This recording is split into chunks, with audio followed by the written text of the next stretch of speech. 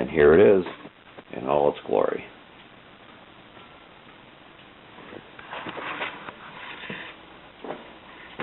And there is the other side of the handle.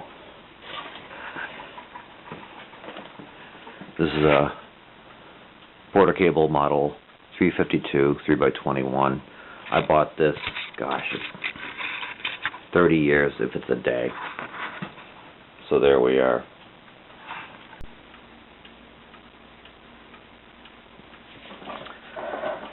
So here's the basic problem. After all these years, the switch finally gave out.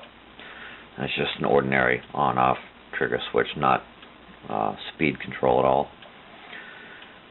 So I've done this a few times because switches are one of the things that very often go. And to replace the switch, because this is so old, I found them online a similar switch for between 40 and 60 bucks, and I can't see paying 60 bucks or 40 bucks or even 30 bucks for a replacement switch on a 35-year-old belt sander, no matter how well it works. So I could if I really wanted to, but it just doesn't seem like a good investment. So long story short, I took the grip apart, got the switch out of it, and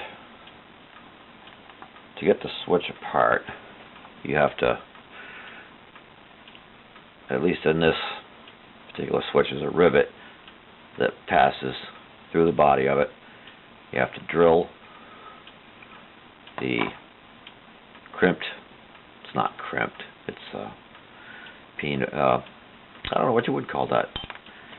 It is bent to stay in place, compressed. You got to drill that little lip off so it can pass through the body, and that's delicate too. You don't want to use a very big drill because this rivet is very small.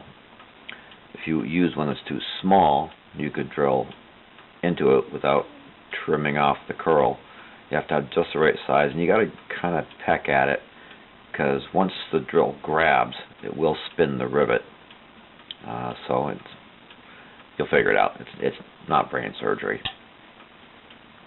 So you get that rivet drilled out. I'm a little out of order here, but I'm going to show you. Then you can take a pick and very gently you can get the guts.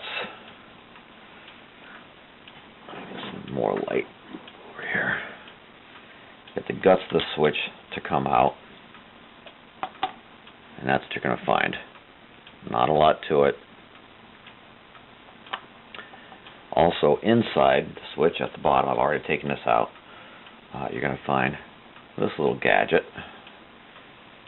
It actually goes this way, so the forky looking thing is towards the front, this side up, and underneath each of these little copper doodads is a teeny little spring, which are right here. I'm sure you can't see them very well. You got to take those apart. You got to clean all the goop out of it. The switch will just lift up out of the bottom. I'm not going to stick it back in there. You'll see if you actually care enough to try. You'll see how this thing is put together. So you're going to drill the rivet. You're going to pull the rivet out. Pull the guts out. Being careful. There's 1, 2, 3, 4 copper strips, and 1, 2, 3, 4 little grippy things that actually hold the wire when you plug it in. And both of these are normally open. So this is what actuates it to make it close. However that works. Like that. Not exactly sure. Must be something I'm not seeing. Some magic. In any case, this is all you've got. These are the components. You've got to be careful. Keep track of all your little parts, because these things can and will fall out. It won't budge now, but yesterday, when I first took this thing apart, the whole thing fell apart. So you're going to take, if they will come out, you want to take these things apart.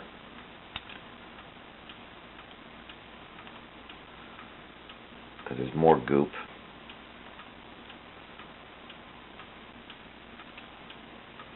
You want to clean these things up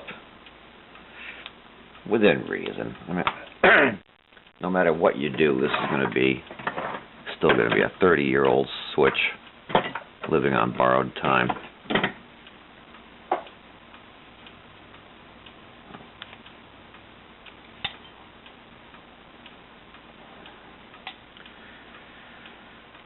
So you pull the guts out.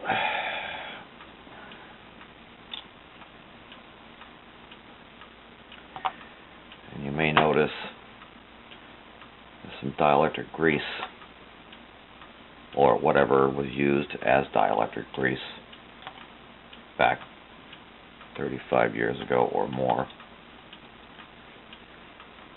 I think I paid $120 for this belt sander back when I bought it from a place that was going out of business locally here. So I'm not going to show you this whole process. It's not brain surgery. You got to clean the goop out of it, get it reasonably clean, clean up the copper parts, get the goop off them, and you might even want to take some like copper polish to these things just to get any layers of oxidation or whatever might not be visible to the eye off of it. And I say that because when I took this thing apart, I really didn't see anything wrong with it, although this contact has some funky buildup on it, and it's clearly arced a little bit. You can't really, you can feel a little bit of roughness, but it does not appear to be any material missing. So we're going to polish these up, and then we'll get back. Okay, so I've cleaned up all these parts with some alcohol, a little artist paintbrush. I scrubbed them all clean as I can, and the little springy parts, some of them had a little bit of a bend in them, so I gave it a quick straighten. And after cleaning, I rubbed the working surfaces over some emery cloth. I don't know how fine that is, but it's got to be in the 1500 to 2000 grit range. It's pretty fine stuff. So now I'm going to take my clean little teeny spring, put it back on its spot, and you can't miss where it goes. There's only one place it'll fit. And then the other one,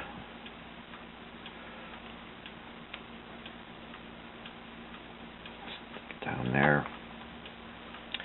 And what I am going to do now is I'm going to take some dielectric grease. And for anyone who doesn't know, dielectric grease is non-conductive grease. I don't know what it's used for now, but years ago, used to use it in ignition systems.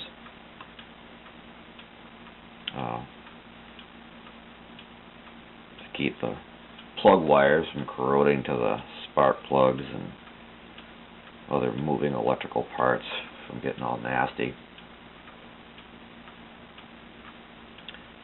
while not interfering with the with the proper transference of electrical current. So I'm going to put that there.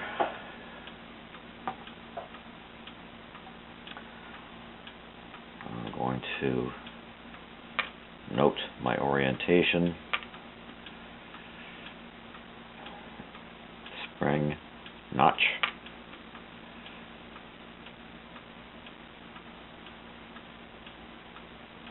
Put that in there. Oh, it's moving much nicer. Put that in there. Much better. Oops. Much better. And then I'm going to put this back down inside. I want to be kind of careful while I'm doing this. Oops. In there. So you keep screwing with it.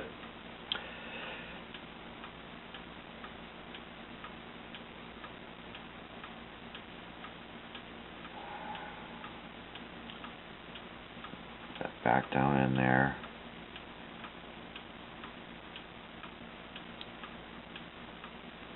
And the trigger has a corresponding gadget that pulls that thing forward and back. I'm sure you can't see that, but again, you will see this if you are determined to get one of these apart.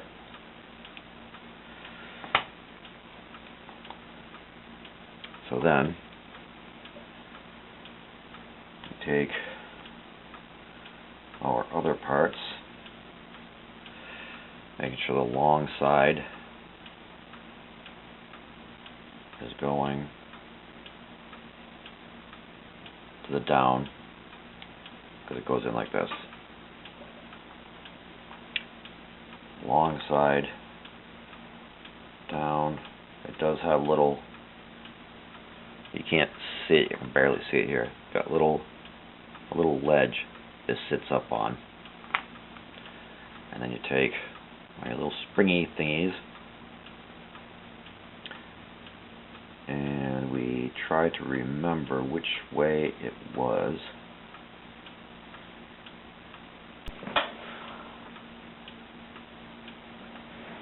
Okay, so now that I've remembered how this went together, I've done this side.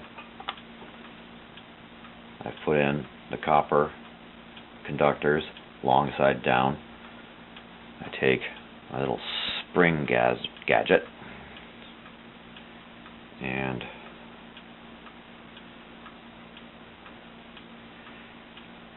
you want to get it. Now when you got the thing open, you'll see there's a round barrel shaped thing here, and that's your fulcrum for the spring. The spring goes in behind that, gives it a slight bend down, and then tuck it in. That is so when you stick the wire in, it sticks in there and is very difficult to remove. Now we do the other side,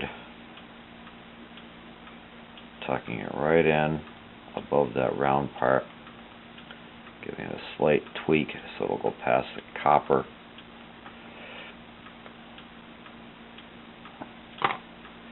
And voila, as if by magic, it's back together again. I'm going to take a little more dielectric grease, put a little bit on each conductor.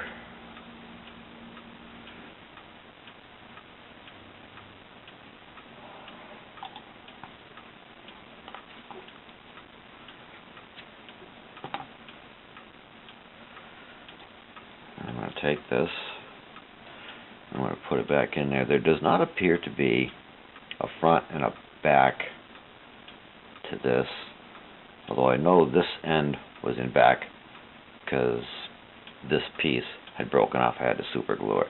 So I'm just going to stick it back in there the way I found it. Slide it back in. And then I'm going to cross pin it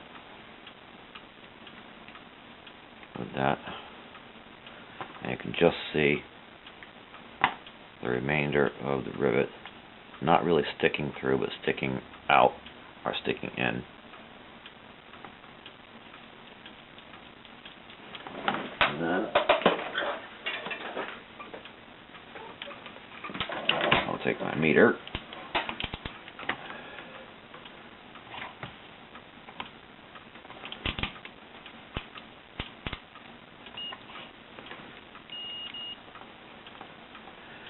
And we're going to go in and in, not pushing them through because they'll get stuck.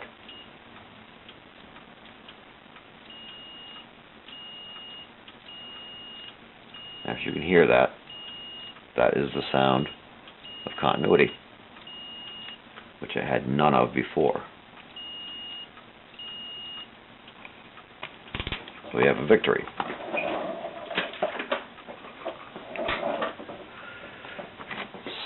So,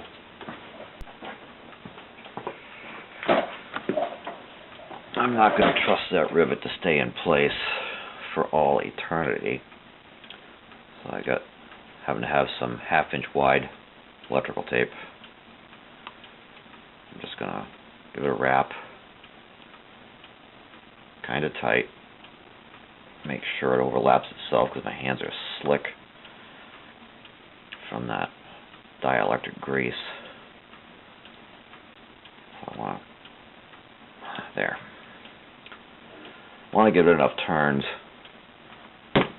so that hopefully in the last little bit, no tension.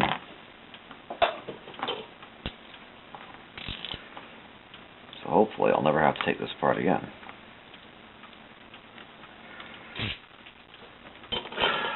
And that's that. That's pretty much all I wanted to show you, is how to breathe a little life back into a 35 or more year old switch